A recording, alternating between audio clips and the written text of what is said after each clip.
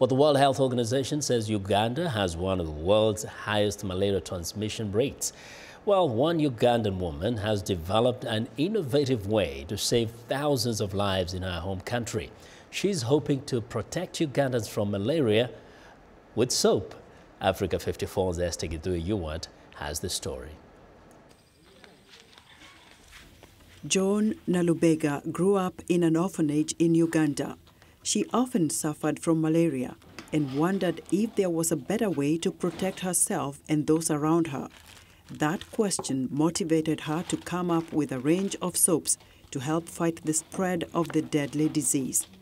Her idea came to life when she joined SINA, Social Innovation Academy, a Mpigi-based organization that educates orphans, refugees, and other disadvantaged youth. As I was a child, I used to face malaria a lot as a disease. So I grew up with this inspiration to come up with an intervention to prevent malaria.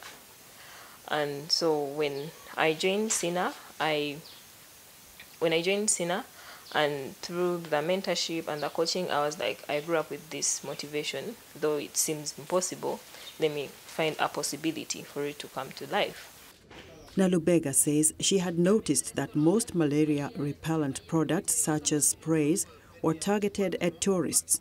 There were no products affordable or accessible enough for local people who often needed them most. Nalubega consulted with mothers in her community and found the answer in a homemade soap. That's where I wanted to go to these people who are not catered for. So I talked to different mothers because mostly children below the age of 5 suffer from malaria.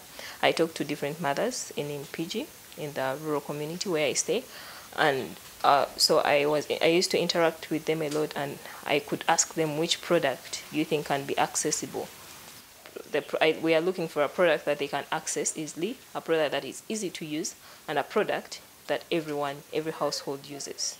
That's why we made a soap, and we decided to put our repellent component in a soap, because you use soap, right? Every household uses soap.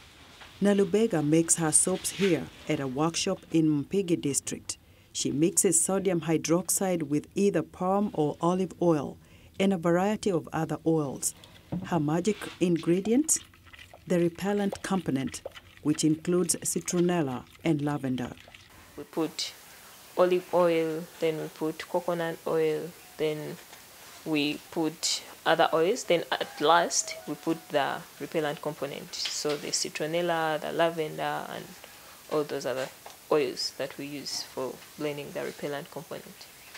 She sells her soap bars at a high margin in resorts, lodges, and high-end hotels. That revenue allows her to subsidize her soaps for local communities. The World Health Organization says Uganda had 9.4 million confirmed malaria cases in 2017 and more than 5,000 deaths. Some say Nalubega's soap could not have come at a better time. Before we started using this soap, the children suffered malaria. They had several bite marks on their bodies in the morning from mosquito bites. But now, there are no mosquito bites. They don't have marks on their arms. I no longer struggle to buy medication.